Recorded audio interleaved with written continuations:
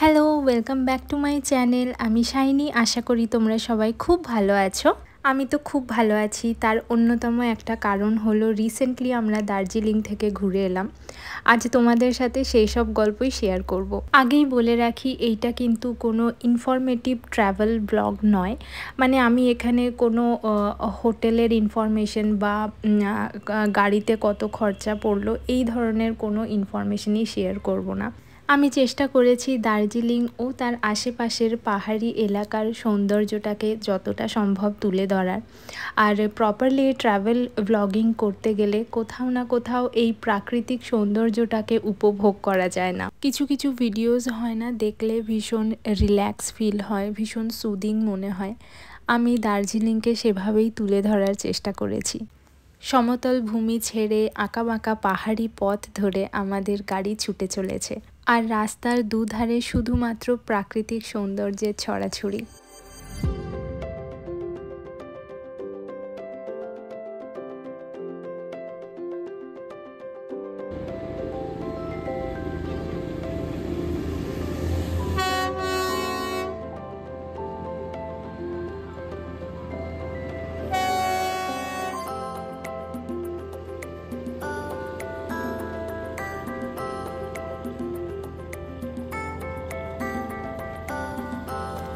এই দৃশ্য ছাড়া দার্জিলিং ভ্রমণ তো একেবারে অসম্পূর্ণ, তাই না?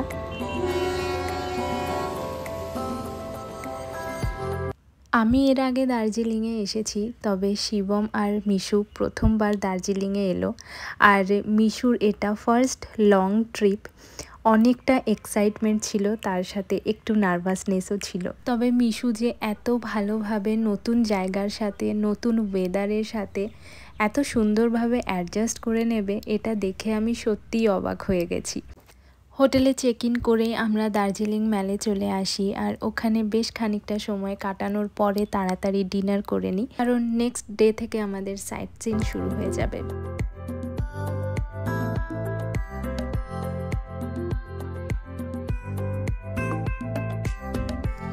রাস্তাটা দেখে বুঝতেই পারছো রাত্রিবেলায় দার্জিলিংয়ে বৃষ্টি হয়েছে। আর ওয়েদার রিপোর্টে আমরা দেখেছিলাম যে এখন প্রায় 1-1.5 সপ্তাহ মতো দার্জিলিংয়ে বৃষ্টিই হবে। প্রথমের দিকে একটু মন খারাপ হলেও বৃষ্টি ভেজা দার্জিলিংয়ের অপরূপ সৌন্দর্য দেখে সব মন খারাপ কেটে গেছে। এখন প্রায় 6:30 মতো বাজে। আমি একাই বেরিয়ে পড়েছি মর্নিং ওয়াক করতে। শিবম মিশু দুজনেই হোটেলে ঘুমোচ্ছে। চারিদিকে শুধু মেঘ আর মেঘ, তার সাথে হিমেল হাওয়া। দার্জিলিংয়ের তাপমাত্রা স্বাভাবিকের থেকে অনেকটাই নিচে, আর তার সাথে আজকে আবার সারা দিন বৃষ্টি হবে।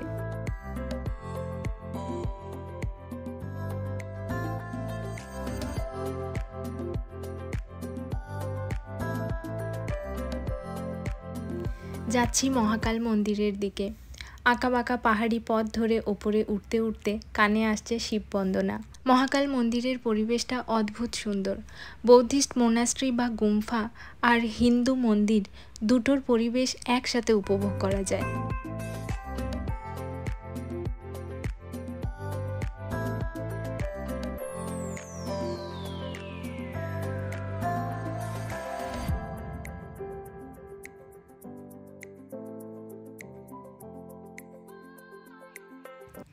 এই যে রং বেরঙের বৌদ্ধিস্ট পতাকাগুলো দেখছো, এগুলোর মধ্যে মন্ত্র লেখা আছে। বৌদ্ধ ধর্মাবলম্বীরা মনে করেন এই মন্ত্রের শক্তি বা পজিটিভিটি হাওয়ার মাধ্যমে চারিদিকে ছড়িয়ে পড়ে আর চারিদিকের পরিবেশকে শুদ্ধ রাখে।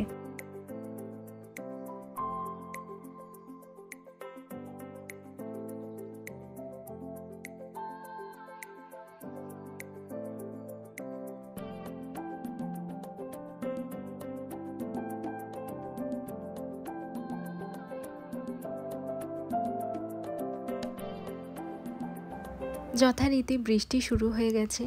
চারিদিকে ঘন মেঘ তুলোর মতো উড়ে বেড়াচ্ছে। পাহাড়ে ওয়েদার তো খুব তাড়াতাড়ি চেঞ্জ হয়। মাঝখানে মাঝখানে খুব বেশি বৃষ্টি পেয়েছি, আবার কোথাও কোথাও একদমই বৃষ্টি হয়নি, তবে মেঘলা হয়েছিল।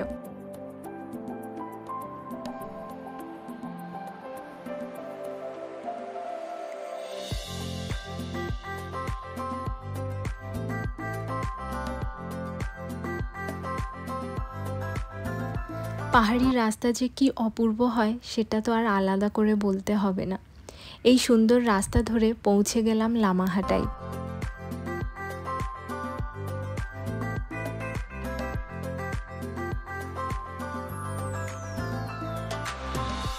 এত উঁচু উঁচু পাইন গাছের সামনে দাঁড়িয়ে নিজেকে ভীষণ ক্ষুদ্র মনে হচ্ছিল।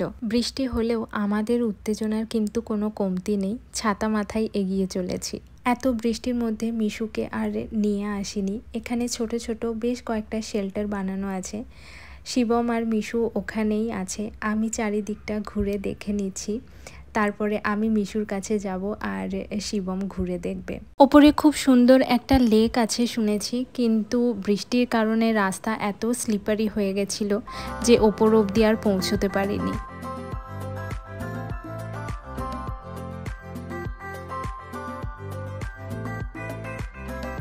চলে এলাম তিনচুলে টি গার্ডেনে। এই জায়গাটা আমার অসাধারণ লেগেছে। আমি প্রথমবার এলাম এখানে। মেঘগুলো চা বাগানের ওপর ধোঁয়ার মতো উড়ে বেড়াচ্ছে। এই দৃশ্য ঘন্টার পর ঘন্টা বসে দেখা যায়।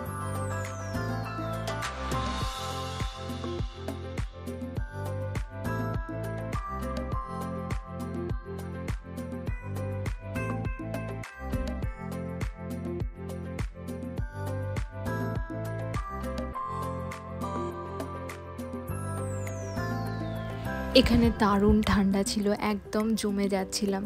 আর গা গরম করতে চলে গেলাম একটা ছোট্ট কাঠের দোকানে কফি আর মোমো খেতে।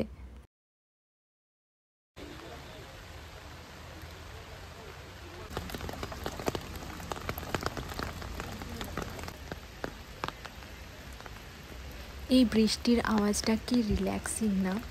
চলে এসেছি এখন তাকদা বোটানিক্যাল গার্ডেনে। যদিও এখানে ফুল খুব একটা পাইনি, তবে চারিদিকে সবুজ, যেদিকে তাকাচ্ছি সেদিকেই ঘন সবুজ। এই জায়গাটা এত পিসফুল, আমরা এখানে অনেকক্ষণ ছাতা নিয়ে হেঁটেছি। এখানে একটা হার্বাল গার্ডেনও আছে, যেখান থেকে ভীষণ সুন্দর একটা গন্ধ আসছিল। তবে বৃষ্টির কারণে আমার মনে হয় বাগানটা বন্ধ রাখা হয়েছিল। প্রকৃতির এই সৌন্দর্য দেখতে দেখতে কখন যে বিকেল হয়ে গেল সেটা বুঝতেই পারলাম না। পাহাড়ে এমনিই একটু তাড়াতাড়ি সন্ধে হয়ে যায়, তবে মেঘলা আবহাওয়ার জন্য আরও তাড়াতাড়ি যেন সন্ধে হয়ে গেল। এখন আবার হোটেলে ফেরার পালা।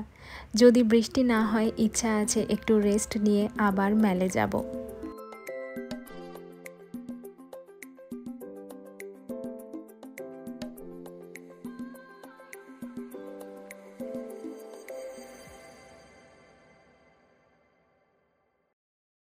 এই রকম একটা প্যানোরামিক ভিউর অপেক্ষাতেই ছিলাম। আপাতত আকাশ একদম চকচকে পরিষ্কার, আবার কখন মেঘ আসবে জানি না।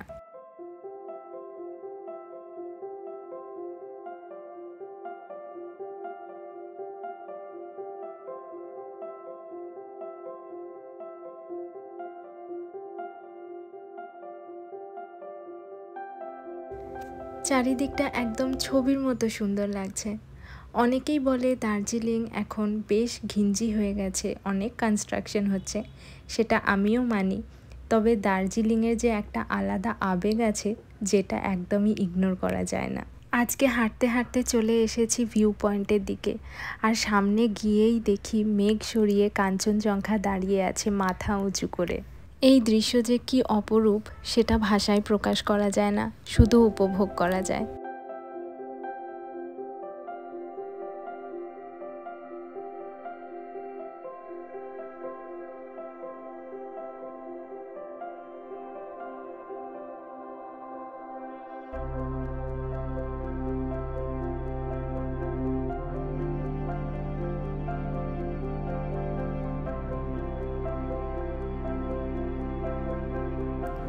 চলে এসেছি ডালি মোনাস্ট্রিতে।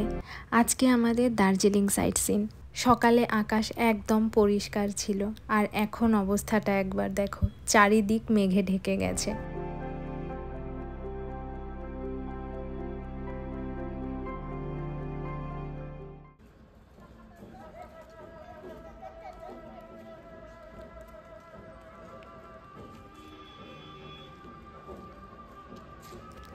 অসম্ভব সুন্দর লাগলো আমার ডালি মোনাস্ট্রি। মেঘলা ওয়েদার বলে ভিডিওটা ঠিকঠাকভাবে করতে পারিনি, আর মিশুও ঘুমিয়ে পড়েছিল। শুনতে পাচ্ছ কিনা জানি না, ভেতরে কিন্তু প্রার্থনা চলছে। আর ভেতরে ছবি তোলা নিষেধ বলে বুদ্ধদেবের মূর্তির কিন্তু কোনো ছবি নেই আমার কাছে।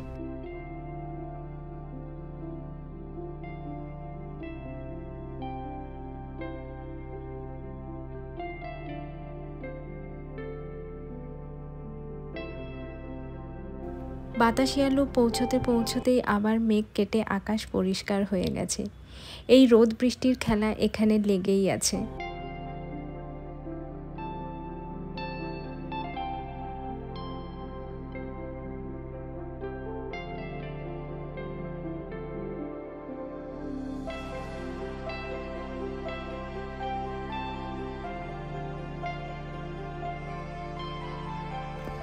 চলে এসেছি স্ট্রবেরি নাইটিঙ্গেল পার্কে।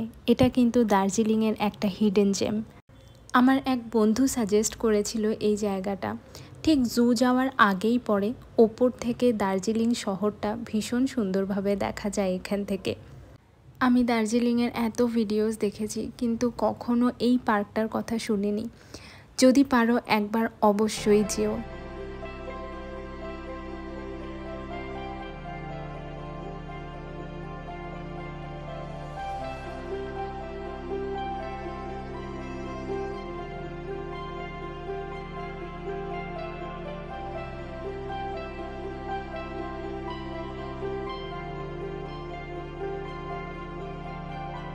আমাদের ট্যুর প্ল্যানটা একটু জানিয়ে রাখি তোমাদের।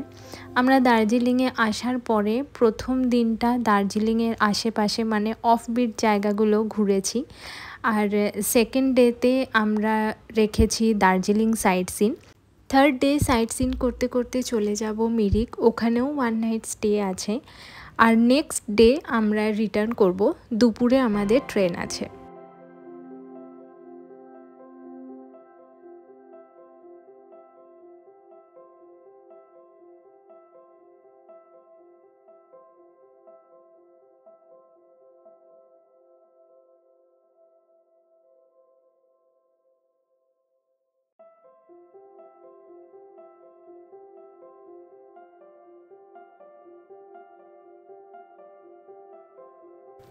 এখানে এসে সব থেকে বেশি এক্সাইটেড ছিল মিশু। এত পশু পাখি দেখে ও কী যে খুশি হয়েছে, এখান থেকে ও নড়তেই চাইছিল না। তবে বাঘ দেখে একটু ভয় পেয়ে গেছে।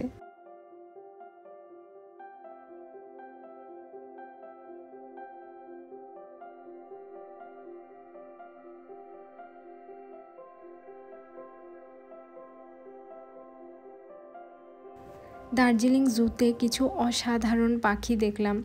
দেখে মনে হচ্ছিল কেউ যেন রং করে দিয়েছে, এত সুন্দর কালার কম্বিনেশন পাখিগুলোর। আর ভেতরে একটা খুব সুন্দর পশু পাখিদেরই মিউজিয়াম হয়েছে। হাতে টাইম থাকলে ওটা থেকেও ঘুরে আসতে পারো, ভালো লাগবে।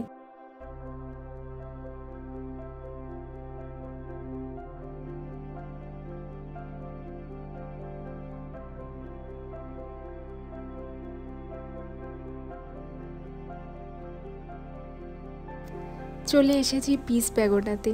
এই জায়গাটা নিয়ে নতুন করে আর কি বলবো, সত্যি এটা একটা শান্তির জায়গা। এখান থেকে চারিদিকটা দেখতে অসাধারণ লাগে। যারা এসেছো তারা তো জানোই, আর যারা আসোনি তারা ঝটপট চলে এসো। আমার এবারের অন্যতম নিউ ইয়ার রেজলিউশন ছিল আমি যেন নতুন নতুন জায়গা এক্সপ্লোর করতে পারি।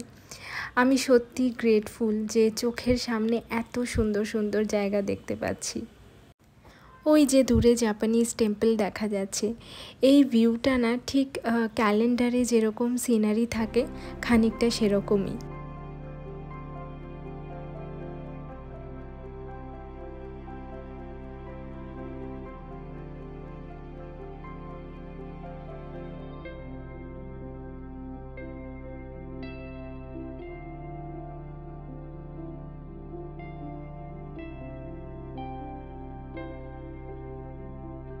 আমাদের দার্জিলিং সাইট সিন এখানেই শেষ হলো। আমরা ইচ্ছা করেই রক গার্ডেন বা গঙ্গা মায়া পার্ক এগুলো আমাদের আইটিনারিতে রাখিনি, কারণ এগুলো দেখতে অনেকটা টাইম লাগে আর মিশুকে নিয়ে এত কিছু একবারে কভার করা পসিবল না। নেক্সট টাইমের জন্যেও কিছু বাকি রেখে গেলাম।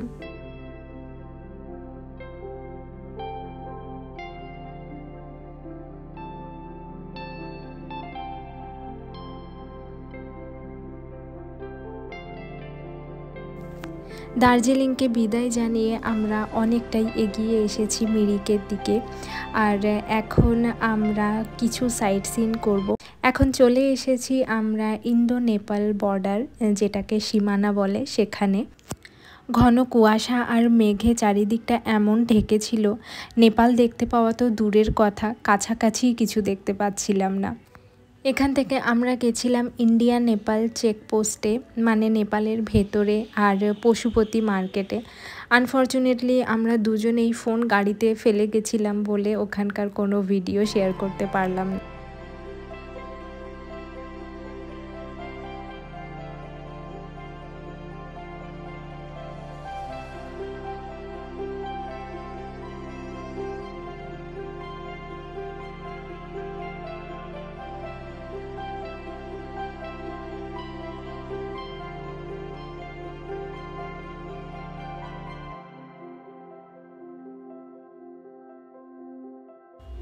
দেখলাম orange valley tea garden, Gopaldhara tea estate.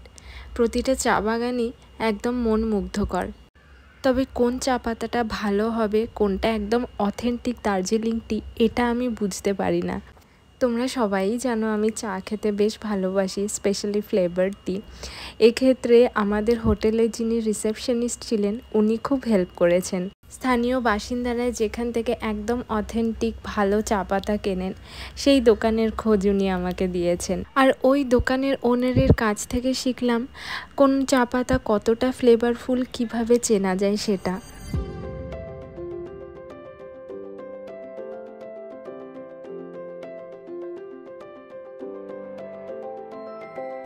Mirik পৌঁছতে পৌঁছতে একদম বিকেল হয়ে গেল, আর আকাশ এখানেও মেঘলা। আমার কেন জানি না দার্জিলিংয়ের থেকেও বেশি ঠান্ডা মিরিকে লাগছিল। মেবি প্রচণ্ড হাওয়া দিচ্ছিল বলে, আর লেকটার কারণেও হতে পারে। এখন প্রায় সকাল 6টা মতো বাজে। রাত থেকেই এখানে বৃষ্টি শুরু হয়ে গেছে। তবে বৃষ্টি হচ্ছে বলে হোটেলে বসে থাকবো না, কারণ আজকে সকালটুকুই আছে, মিরিক লেকের কাছ থেকে আরও একবার ঘুরে আসতে হবে। প্রায় সকাল 6:30 নাগাদ বেরিয়ে পড়লাম, আর দেখতেই পাচ্ছ রাস্তায় একটাও লোক নেই। আমি যাচ্ছি এই শর্টকাট রাস্তাটা দিয়ে, যে দিকটায় পাইন বনটা আছে সেদিকটায়। আজকে 26 মার্চ আমার জন্মদিন, আর জন্মদিনের সকালটা অসাধারণ সুন্দর এরকম একটা সিনিক বিউটি দিয়ে শুরু হলো। আর কি চাই।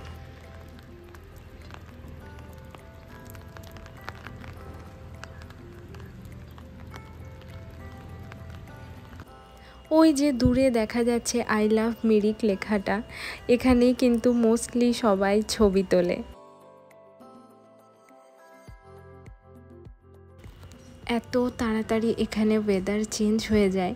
এখন প্রায় 9:30 মতো বাজে, আর ওয়েদারটা একবার দেখো, চারিদিকটা একদম স্বচ্ছ কাচের মতো পরিষ্কার, অসাধারণ লাগছিল।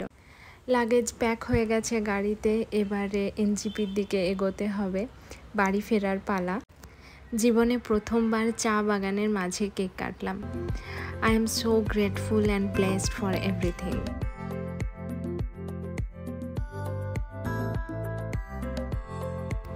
পাহাড়, পাইন বন, চা বাগান সবাইকে পিছনে ফেলে রেখে আমরা এগিয়ে চলেছি এনজিপি স্টেশনের দিকে। অনেকটা জীবনী শক্তি নিয়ে আবার ফিরে যাচ্ছি শহরের ব্যস্ততার মাঝে। আজকের ভিডিওটা এখানেই শেষ করছি। ভিডিওটা যদি ভালো লাগে অবশ্যই লাইক করো, আর ফ্রেন্ডস অ্যান্ড ফ্যামিলির সাথে শেয়ার করো। আমার চ্যানেলটা সাবস্ক্রাইব করতে ভুলো না। আবার খুব তাড়াতাড়ি দেখা হবে একটা নতুন ভিডিওর সাথে। Till then bye and take care.